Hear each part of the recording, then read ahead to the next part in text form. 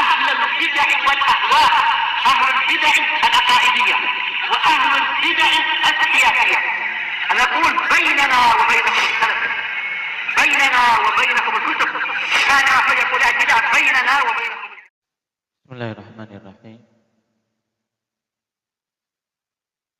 الحمد لله مباركا فيه كما يحب ربنا ويرضى. أشهد أن لا إله إلا الله وحده لا شريك له، وأشهد أن محمدا عبده ورسوله صلى الله عليه وعلى آله وأصحابه ومن تبعهم بإحسان إلى يوم الدين. أما بعد.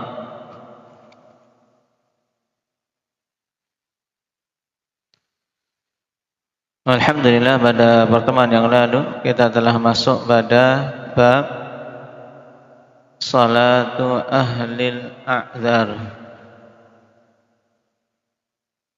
tentang salatnya ahlil a'dzar. Yang dimaksud dengan ahlil a'dzar itu siapa? Hendak ya Hanif?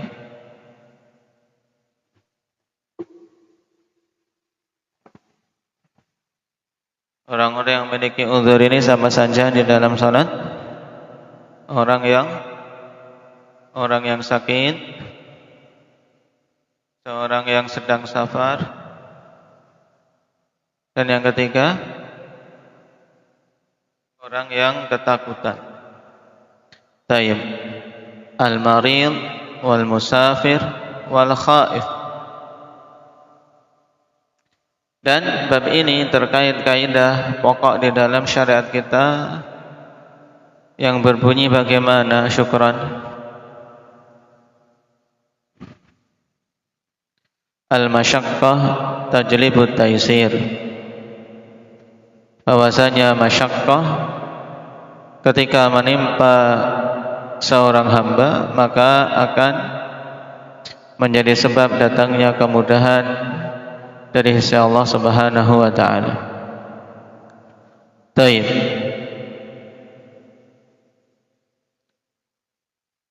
Dan kita telah masuk pada pembahasan yang awal, yaitu orang yang sakit. Di antara hukum-hukum terkait orang yang sakit apa saja? Indah Yahya.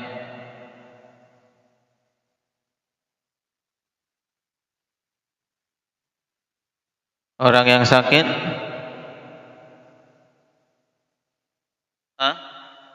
tayyib, gugur darinya kewajiban mendatangi jamaah ketika dia berat untuk mendatangi jamaah atau tidak mampu bahkan.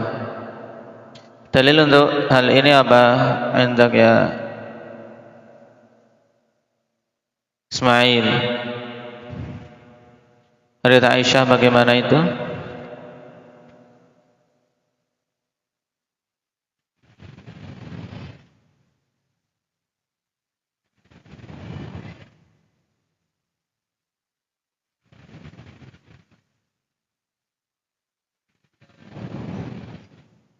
Nah, kalau Nabi sallallahu alaihi wasallam fi hadits Aisyah,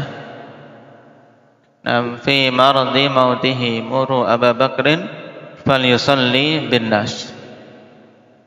Karena beliau saat itu tidak hadir dalam salat jamaah, maka beliau perintahkan kepada para sahabat agar meminta Abu Bakar menjadi imam mereka. Taib, berdasarkan perintah dari Nabi sallallahu alaihi wasallam. Ini hukum yang pertama. Hukum yang kedua, Mbah Hamzah, terkait salatnya orang yang sakit.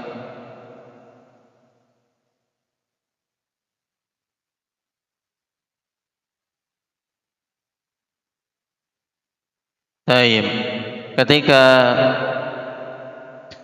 bagi yang sehat itu diharuskan berdiri, maka bagi yang sakit ketika tidak mampu berdiri atau khawatir ketika berdiri akan memperparah sakitnya, maka boleh sholat dalam keadaan apa? Akmal? Duduk. Kalau tidak mampu untuk sholat dalam keadaan duduk, maka bagaimana, Umar? Sholat tidak mampu keadaan berduduk, sholatnya berdiri, gimana? Hah? Hah? Tiduran. Nah, kalau pakai apa berarti katanya? Bertidur. Nah, enggak. Berapa? Hah? Sholatnya tidur. Saya ingin kalimat yang pakai berapa? Hendaknya Adam berbaring, ya. Baik. Nah, kalau tidak mampu dalam keadaan duduk, maka dalam keadaan apa? Berbaring. Berbaringnya bagaimana? Indah Yusuf? Hah? Terlentang atau berbaring miring? Hah? Indah ya Raihan? Hah? Berbaring miring. Taib. Dalil untuk masalah ini Indah Badri. Hadis Imran bin Husain.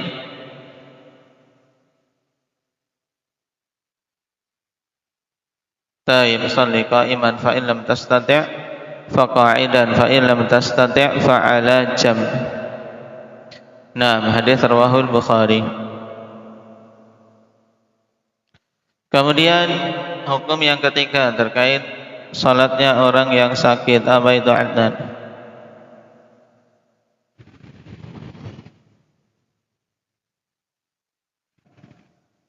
Nah, masih terkait hukum kedua berarti. Bagi yang tidak mampu untuk menunaikan gerakan-gerakan salat, maka dengan apa? Dengan isyarat kepala. Ketika menggerakkan kepala pun tidak mampu, mengisyaratkan dengan kepala juga sudah tidak mampu, maka bagaimana? Dan tidak bisa menggerakkan tubuhnya, maka kondisi seperti ini gugur darinya apa? Gerakan-gerakan salat. Berarti yang tersisa tinggal apa? Indah ya Hamzah? Hah? Nah, bacaan-bacaan di dalam salat. Taib. Sekarang hukum berikutnya. Hendaknya kebal apa itu? Nah, menjamak salat. Yang ketiga ini, jika berat untuk menunaikan pada waktunya, maka boleh untuk menjamak salat. Taib. Ini tiga hukum pokok ikhwan yang dipaparkan oleh Imam As-Sa'di rahimahullah ta'ala terkait orang yang sakit.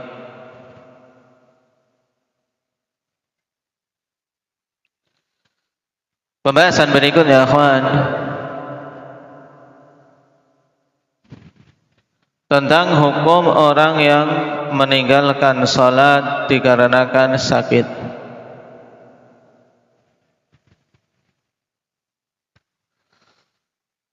Sebagian orang, bahkan ini banyak ikhwan, ketika sakit dia meninggalkan salat dengan alasan dia akan mengqadha'nya nanti ketika telah sembuh. Jika dia mati, maka dia mewasiatkan kepada ahli waris untuk mengqadha'kan. Maka ini merupakan bentuk kejahilan yang sangat besar terkait masalah salat dan perkara yang mungkar. Taib. Seorang yang sakit selama masih punya kesadaran, akhwan, masih punya akal, tetap dituntut untuk salat. Tetap dituntut untuk salat. Kalau kita perhatikan pada pembahasan-pembahasan awal, diberi keringanan-keringanan untuk menunjukkan bahwasanya dia tetap dituntut untuk apa, Raihan? untuk salat selama masih memiliki kesadaran. Taib. Walaupun hanya dalam keadaan berbaring, diam, tapi dia masih bisa mengucapkan bacaan-bacaan salat, maka wajib untuk mengucapkannya. Walaupun tidak mampu untuk berwudu maupun tayamum, ya sudah salat tanpa wudu, tanpa tayamum. Naam. Taib, karena hal itu gugur darinya, yaitu wudu dan tayamum yang terkait syarat salat. Tapi salatnya mampu, maka dia wajib untuk salat. Hal ini sesuai dengan dalil pokok fattaqullah mastata'tum. Fattaqullah mastata'tum. Bertakwalah kalian kepada Allah Subhanahu wa taala sesuai batas kemampuan kalian. Mana yang dimampui, maka itu ditunaikan. Yang tidak dimampui, maka itu digugurkan kewajibannya. Ayat ini penting untuk seorang memahaminya dengan benar. Fattaqullah mastata'tum. Bukan maksud fattaqullah mastata'tum adalah bertakwa kepada Allah seenaknya sendiri, bukan. Bukan semaunya sendiri, bukan mencari mudahnya sendiri, bukan. Tapi di sini yang dimaksudkan adalah sesuai ambang batas kemampuan yang dimiliki. Mana yang masih dimampui, maka dia tunaikan. Contoh ikhwan terkait masalah salat dalam keadaan duduk. Taib, salat dalam keadaan duduk. Yang tidak dimampui, misalnya dia tidak mampu untuk menggerakkan punggungnya. Karena punggungnya sakit, tapi dia mampu untuk tegak berdiri, maka dia berdiri. Berdiri. Kemudian nanti ketika mau rukuk dan sujud, dia duduk di kursi, menggerakkan kepalanya untuk isyarat rukuk dan menggerakkan kepalanya lagi untuk isyarat sujud. Jadi berdiri, kemudian duduk. Untuk rukuk. Kemudian sami Allahu liman hamidah, dia berdiri lagi. Kemudian duduk isyarat untuk sujud. Demikian. Dan betapa banyak ikhwan mereka yang salat dalam keadaan duduk karena obesitas. Orang-orang yang gemuk-gemuk, kalau antum perhatikan di nama haram, baik di Nabawi, Masjid Nabawi maupun Masjidil Haram, kursi banyak sekali. Kursi-kursi. Mereka yang salat dengan kursinya, ikhwan, ini terkadang pikirannya kalau sudah salat dengan kursi, sudah dari awal sampai akhir, dia salat di atas kursinya, padahal dia berjalan dari luar masuk ke dalam mampu. Cuman dia tidak mampunya karena apa? Gemuknya ini kan sulit untuk dilipat-lipat tubuhnya. Sudah gemuk, untuk gerakan rukuk, gerakan sujud berat sekali. Sebagian kakinya ketika dilipat sakit. Tapi dia mampu berjalan, mampu berdiri. Tidak boleh yang seperti ini langsung salat dari awal dengan duduk, tapi dia siapkan kursi. Kemudian dia berdiri ketika mau rukuk dan sujud, maka dia boleh duduk di kursinya. Ini penting. Ini fattaqullah mastata'tum.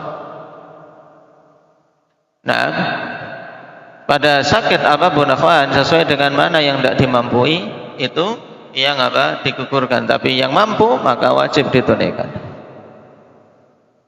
Syarat rukun, dia tidak mampu, wudu dengan air tidak bisa, maka ke tayamum pun juga nggak bisa.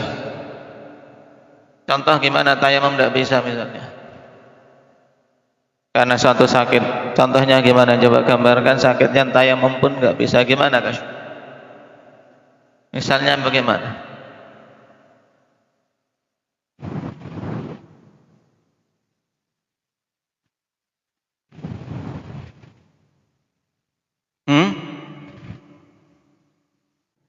Taib, seorang yang lumpuh misalnya, tangan tidak bisa bergerak dan tidak ada yang menolong dia untuk tayamum.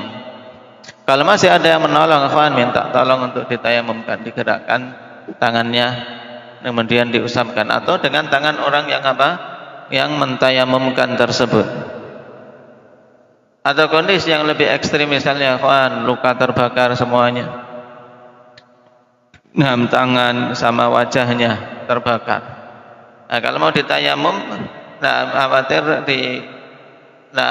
pegang pakai tangan semuanya ikut misalnya. Kulit yang terbakar ikut nempel, jadi terkelupas malah. Nasallallahu al-afiyah. Ini contoh.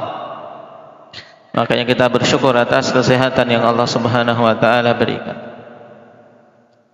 Maka gugur, kondisi seperti itu berarti wudu pun gugur, tayamum gugur. Tapi salat gugur enggak? Salat gugur enggak? Zaki? Tidak. Nah, jadi dia salat walaupun enggak pakai wudu, enggak pakai tayamum. Sesuai dengan apa yang dia mampu. Langsung salat.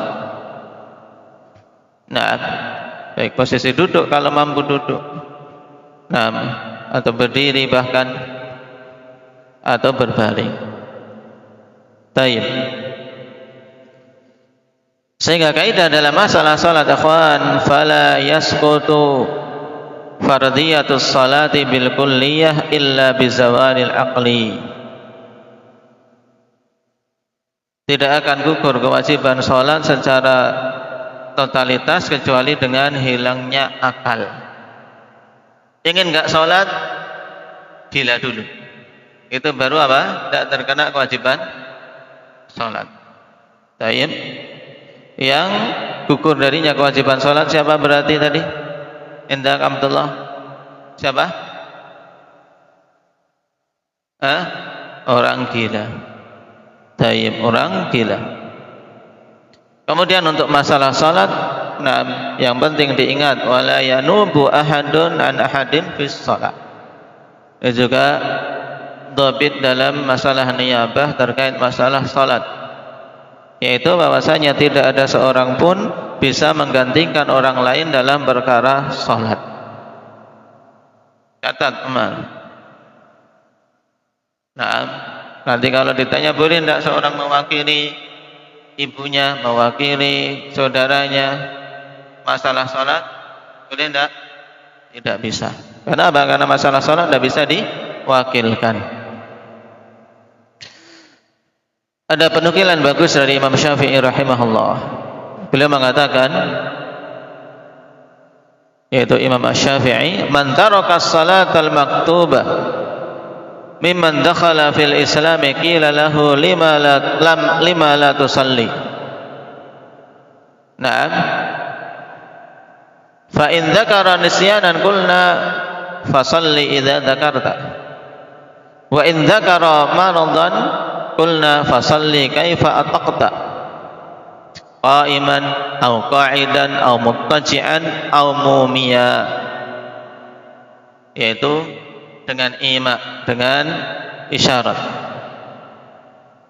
Perhatikan ini urut-urutan bagus dari Imam Asy-Syafi'i rahimahullah ta'ala dalam kitab beliau Al-Um yang beliau bawakan dalam bentuk dialog.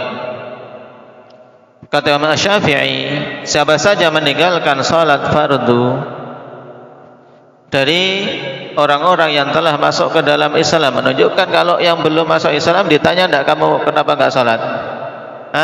Ditanya enggak? Nah, ditanya, yang ditanya tentang masalah salat kan kaum muslimin. Adapun yang belum masuk Islam ya ditanya kenapa kamu enggak masuk Islam dulu.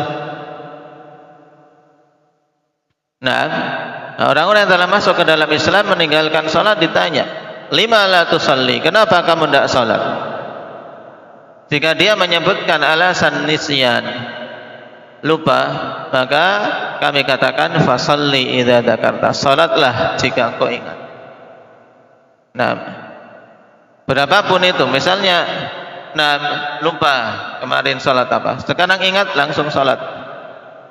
Walaupun yang lupa salat subuh misalnya,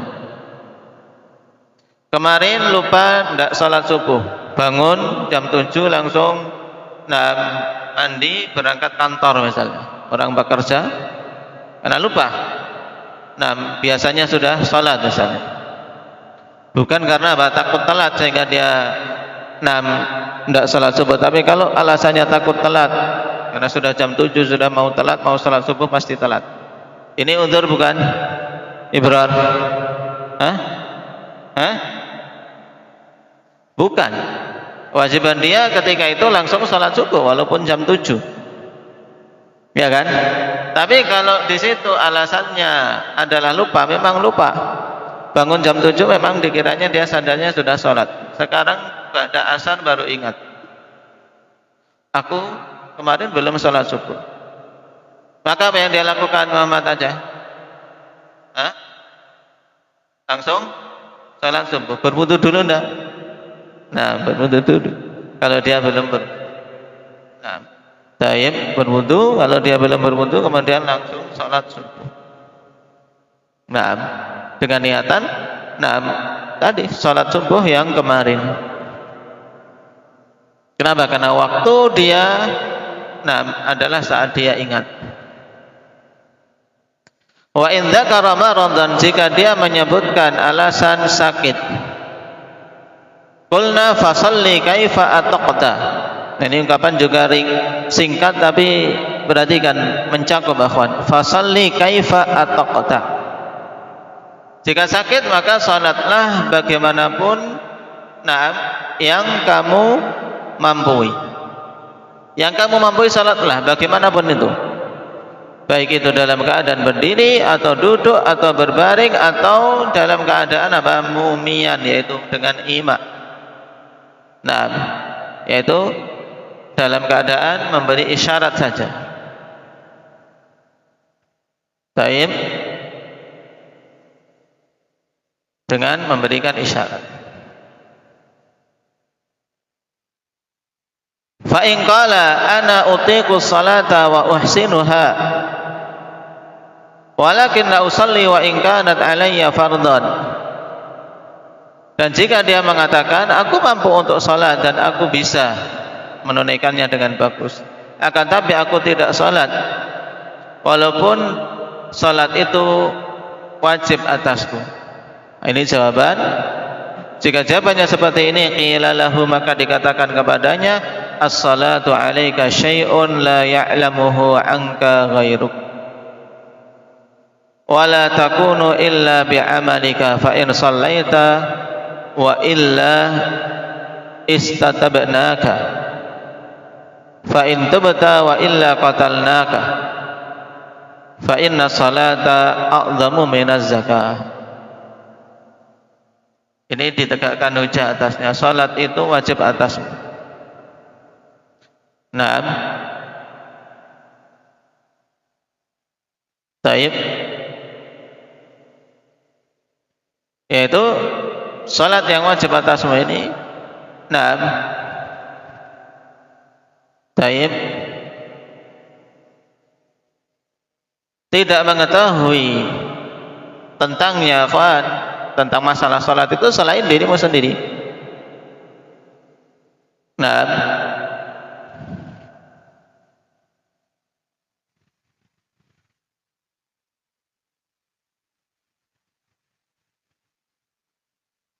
karena perkara pokok yang diwajibkan atas kaum muslimin setelah mengucapkan 2 kalimat syahadah.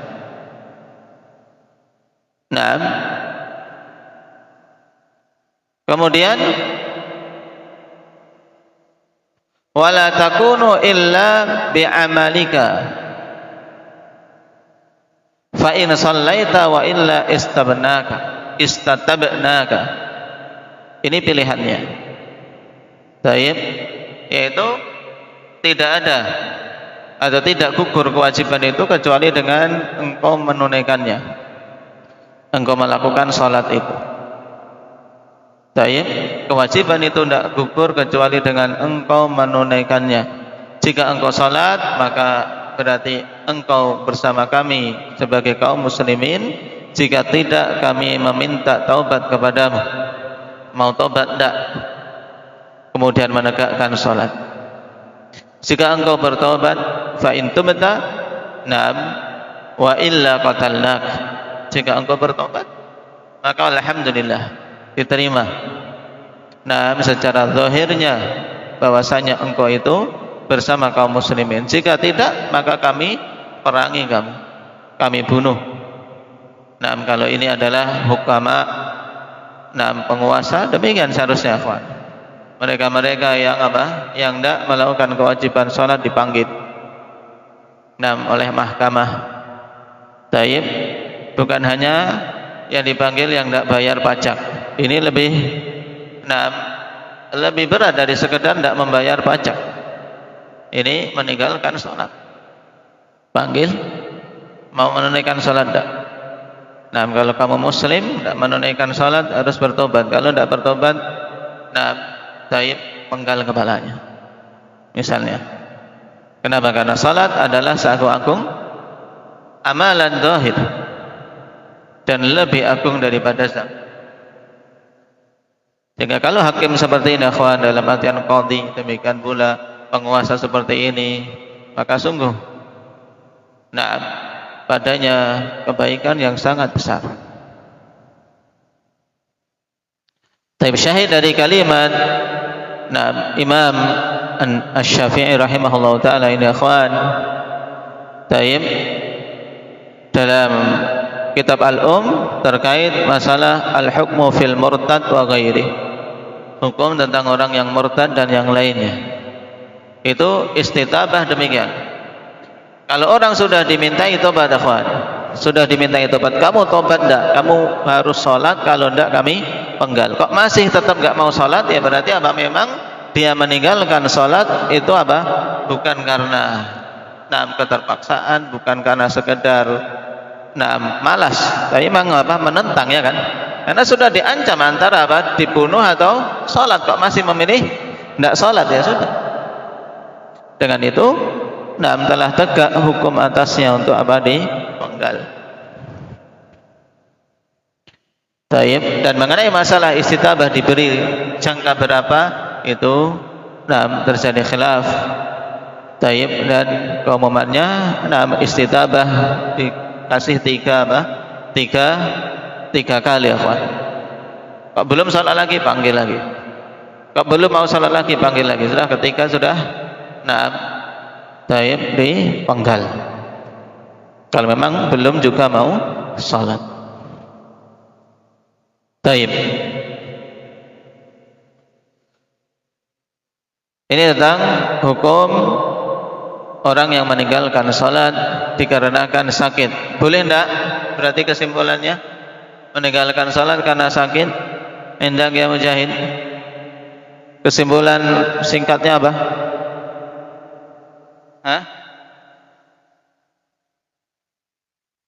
Tidak boleh selama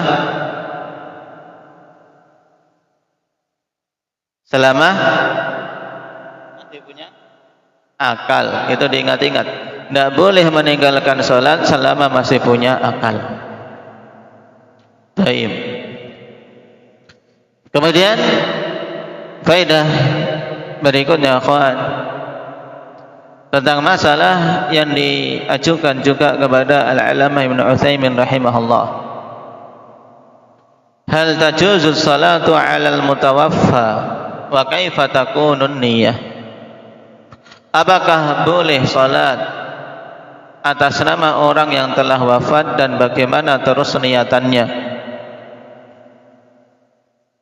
Maka jawaban beliau, as-salatu 'anil mutawaffa laisat bimasyru'atin hatta wa in ulima annahu qad taraka as-salata raja'an an yushfa kama yaf'aluhu ba'dul juhal minal marda. Tidak boleh salat atas nama orang yang telah wafat, karena salat atas nama orang yang telah mati itu tidak disyariatkan. Walaupun diketahui bahwasanya dia meninggalkan salat dengan harapan untuk bisa sembuh. Nah, ini nalar enggak? Tinggalkan salat dengan harapan biar sembuh. Maksudnya apa? Kalau gerakan-gerakan salat khawatir tulangnya, misalnya dia jatuh, kecelakaan, tulang-tulangnya sudah dipen semua, dia kayak robot. Kemudian meninggalkan salat harapannya biar cepat sembuh karena tidak bergerak-bergerak. Ini alasan yang bisa diterima tidak, Syukron? Hah? Tidak bisa diterima. Kenapa? Karena sholat tanpa bergerak pun boleh, ya kan? Tayyib, tidak bergerak. Kalau memang dia nggak mampu bergerak, tidak usah bergerak, tinggal dibaca saja. Nah, tayyib. Jadi walaupun harapannya agar biasa sembuh dengan meninggalkan sholat, maksudnya nggak bergerak, nggak wudu. Karena sebagian orang misalnya dianggapnya sholat tanpa wudu, ketika dia punya uzur, tidak ada faedahnya sholat, nggak wudu. Sholat dalam keadaan pakaian najis, pakaianku najis. Ini banyak sekali ya kawan. Alasan seperti ini kadang orang-orang jahil. Ayo Pak jamaah, pakaiannya kotor Mas. Nah, tayyib. Ala bakarza, naam, tayyib pakaiannya kotor dengan alasan itu untuk apa? Untuk tidak mendatangi jamaah. Padahal kotor bukan najis, kotor keringat. Memang punyanya itu saat itu salat aja. Nah, jika tanpa ada pakaian yang digunakan untuk salat. Demikian pula orang yang sakit apalagi. Nah, pakaiannya kena najis, dia kencing di pembaringannya, wal'iyadzubillah, tetap sholat. Nah, misalnya yang merawat belum juga datang, waktu sudah mau habis, belum ada yang mendatanginya untuk mengantar salin atau membutuhkan, maka dia sholat. Nah, pada waktu tersebut, walaupun tanpa ganti pakaian, tanpa wudu, tanpa tayamum. Dan sebab apa yang diajukan dalam pertanyaan ini, yaitu meninggalkan sholat dengan harapan bisa sembuh, ini kena kejahilan. Kama yaf'aluhu ba'dul juhal minal mardha, sebagaimana yang dilakukan oleh sebagian orang-orang jahil dari kalangan orang-orang yang sakit. Lihat alasannya, yakunu syadidal marad wa tas'abu alaihi salatu aw yakunu fi thiyabihi najasah aw ala firashihi najasah wa la yastati'u an yatatahhara minha fayuakhiru salata raja'a an yushfa thumma yaqdi shalah. Dia sakit keras, sulit untuk melakukan salat, atau pada pakaiannya najis, atau di atas pembaringannya najis, dia tidak mampu untuk bersuci, maka diakhirkan sholat dengan harapan kalau sembuh dia mengqadha sholatnya. Nah, dibukanya pintu ini ikhwan pada sebagian madhab qadha sholat ini menjadikan tadi bermudah-mudahan, nantilah ini akhirkan, ini tanggung. Nah, panennya tanggung sampai maghrib, nanti diqadha salat asarnya. Banyak seperti. Nah, ini yang masih berpikir wajibnya salat dengan alasan qadha. Nanti diqadha. Tidak apa-apa, diakhirkan atau ditinggalkan salah satu salat kemudian nanti diqadha. Ini adalah pendapat yang batil. Karena salat akhwan tidak bisa diqadha, tidak bisa diqadha ketika ditinggalkan dengan sengaja. Walakinnahu yamutu qabla dzalika wa hadzal fi'lu munkar. Akan tapi ternyata dia harapannya kalau sembuh mau mengqadha dia mati sebelum itu, dan ini perbuatan yang munkar. Wal wajibu 'alal maridi an yusalli 'ala hasabi halihi hatta walau lam yatayassar lahu an yatatahhara fi badanihi aw thawbihi aw makani salatih fa innahu yusalli walau kana najisan. Seorang yang marid, yang sakit, wajib untuk salat sesuai dengan keadaannya walaupun tidak bisa bersuci pada badannya atau pakaiannya atau tempat salatnya, maka tetap salat walaupun najis. Taib, tidak boleh untuk mengakhirkan salat sampai keluar waktunya. Nah, inilah penerapan ayat fattaqullah mastata'tum. Taib.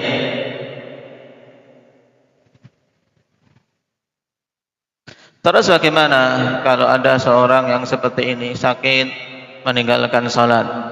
Karena yang menjaga juga jahil, yang dijaga juga jahil. Tayyib, kata Syekh Ibnu Utsaimin di akhir fatwa, wa idza qaddara annahu mata wa alaihi salawat fa innahu la yushra'u qada'uha. Jika dia ditakdirkan mati dan memiliki kewajiban salat yang tidak ditunaikan, maka tidak disyariatkan untuk mengqadha. Li'anna dzalika lam yarid 'anil Nabi sallallahu alaihi wasallam wala 'anis salafis salih. Karena demikian itu tidak datang dari Nabi sallallahu alaihi wasallam, tidak pula dari salafus salih. Terus bagaimana? Walakin yambaghi li ahlihi wa qarabatihi an yukthiru minal istighfar wa talabit taubati minallahi azza wa jalla li hadzal syakhs. Akan tapi sepantasnya bagi keluarga dan kerabatnya untuk memperbanyak istighfar, memintakan ampunan dan memintakan taubat dari Allah Subhanahu wa taala untuk orang ini.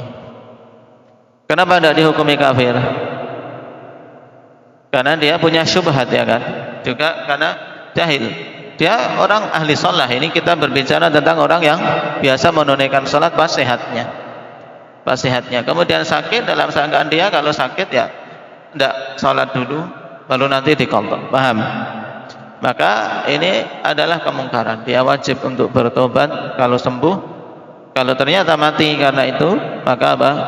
Dimintakan banyak-banyak taubat untuknya dan tidak bisa diqadhakan salatnya itu. Baik, ini faedah bagus ikhwan terkait masalah salatnya orang yang sakit diingat-ingat. Dhabit tadi diingat, la yasqutu fardhiyatus shalah bil kulliyah illa bizawalil aql. Kemudian dhabit yang kedua, wala yanubu ahadun an hadin fi shalah. Naam, yang pertama apa tadi? Indak Abdul Hafid.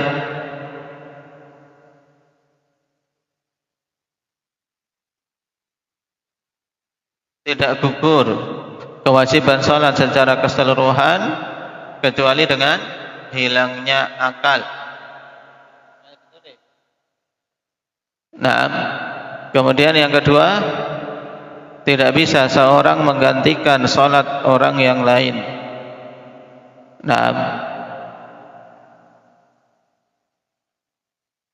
tayyib naktahi bihada, subhanakallah bihamdik, asyhadu an la ilaha illa